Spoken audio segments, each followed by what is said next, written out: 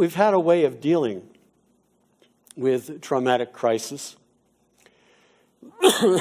excuse me, historically. We've taught people to compartmentalize. You know what compartmentalization is? When you have something you don't want to deal with, you compartmentalize it. You put it over here. And that has been perceived as a necessary tool, particularly for people in professional services, or first responder services such as police and fire. You can't have police and fire coming on to a terrible scene and succumbing to their emotions. They've got to be able to set it aside and deal professionally with what is set before them. We understand that. And common people, ordinary people, or non-professional, I don't know what term to use there, but the rest of us, we do the same thing. We compartmentalize. And we've been taught to kind of take all the bad stuff, and if you can picture a junior high locker, take all the bad stuff, throw it in the locker, and close the door. And when that locker gets full, what do? It's a locker room, so you've got several lockers. You open another locker, fill it up, open another locker, fill it up, open another locker, fill it up.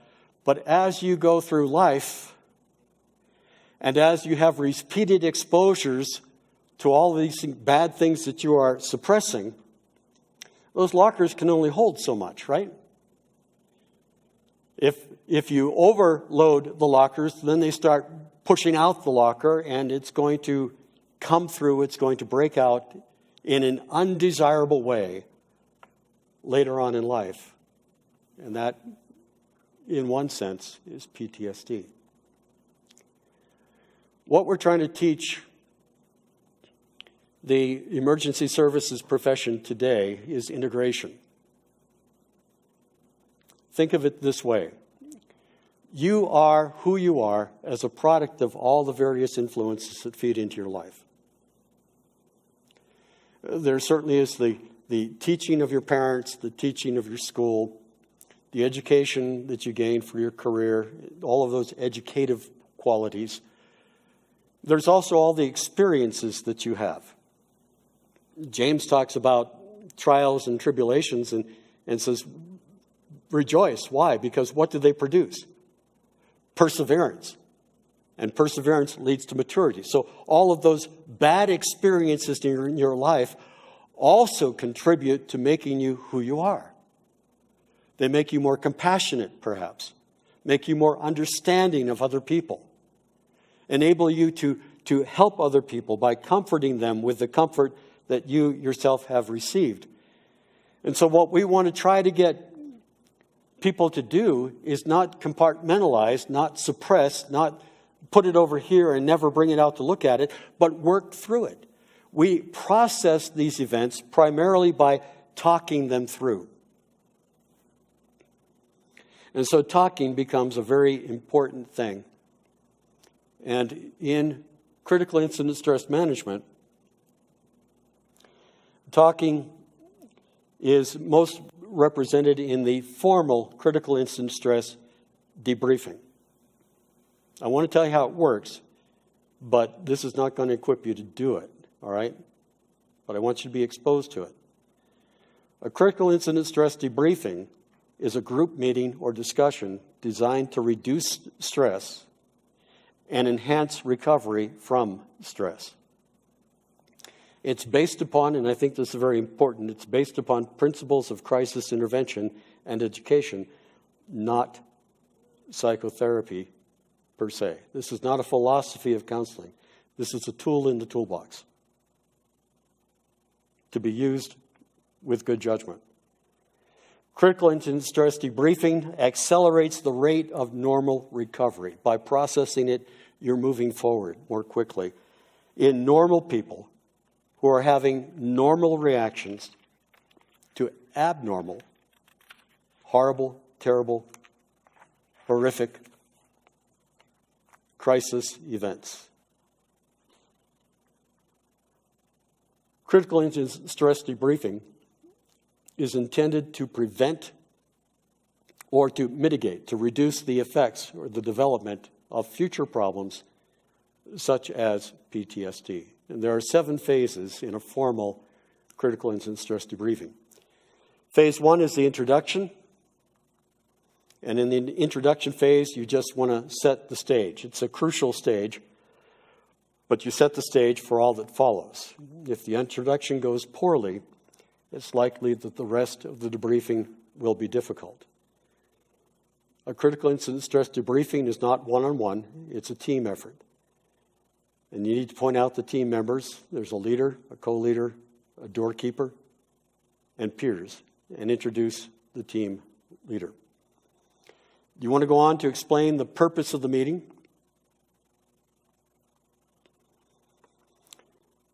Which is that a critical incident is overwhelms our natural coping mechanisms, and part of the function of what we're trying to do is restore those coping mechanisms to reduce resistance, to gain the trust and the cooperation of the participants. However, it's not necessary for everyone to speak for it to be beneficial. You always have some people who don't want to verbally participate, but they can still benefit by being there. In that phase, you want to establish the guidelines. What is said in the room stays in the room. Participants do not have to speak if they don't want to. Participants should remain in the meeting and complete the process. There are no cameras, no recording, and no note-taking. This is different from what we normally do in counseling. There's no note-taking. Why? Because people in this state, I don't mean the state of Colorado, I mean people in this emotional state, are hypervigilant, overly nervous about what you're going to do with those notes. They don't want to see you taking notes. So you might jot some things down afterwards. That's your prerogative. But no notes during the meeting. In the guidelines, participants should be encouraged to actively participate. Even if they don't feel that they need a debriefing, I'm fine. Their contributions could be helpful to others. And participants should be told that the purpose of the meeting, of the debriefing, is to help people to recover as quickly as possible. People who talk about traumatic events generally sleep and eat better and resume normal activities sooner than those who do not. Then you move into what's called the fact phase. This is very important. It's important to establish what actually took place. What actually happened. There are no bare facts. All facts exist in a context, and all facts are interpreted. 4 people standing on a street corner, watch a collision in the intersection, you're going to have 4 slightly different stories because people pick up different details. Same thing with the Gospels, 4 Gospels. They've got different perspectives from which they're approaching the writing of the Gospels. The so-called, sometimes people talk about contradictions. They're not contradictions. John saw some things or thought some things that the others didn't. And so we have some differences. And those differences come out in this fact phase. And it's important for them to come out. The key questions for each participant in the fact phase are, who are you? What was your job during the incident? What was your role? What happened from your point of view? And it has to be somewhat controlled. You don't want the participants to wander into emotional responses. You'll get there. You don't want them to wander into describing what other people did. You'll get there. But you want them to be able to relate their experience. Remember that facts don't exist independently. They have a context, and they must be interpreted. What do you see here?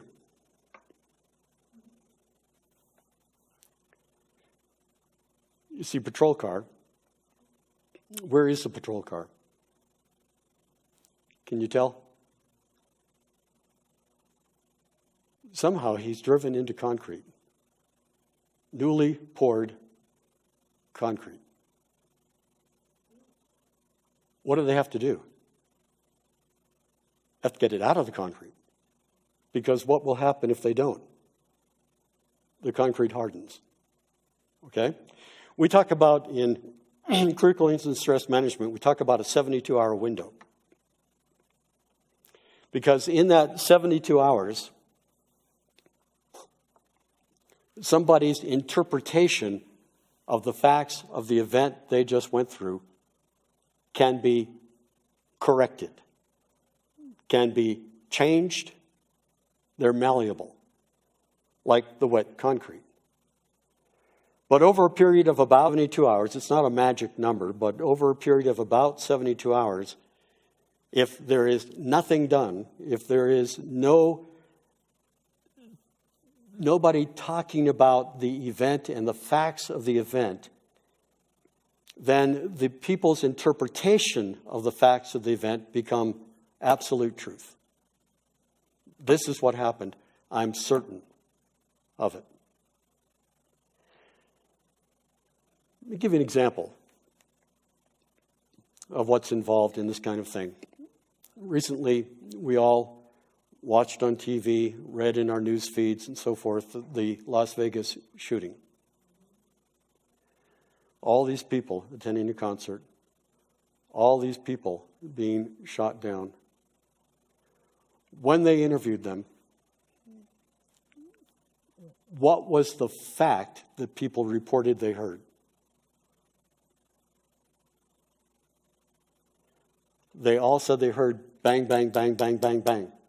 A series of loud bangs. What was, in most cases, the interpretation of the fact that they heard? Firecrackers or fireworks? Some of them were looking up to see where the fireworks were, not knowing they were being shot at.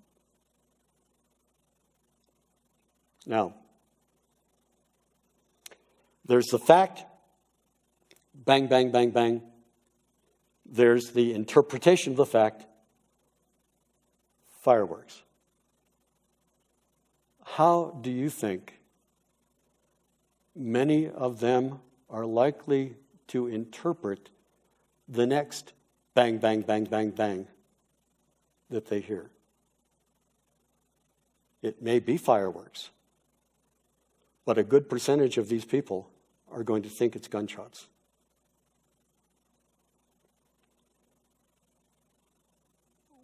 There needs to be an understanding of the interpretation of the facts.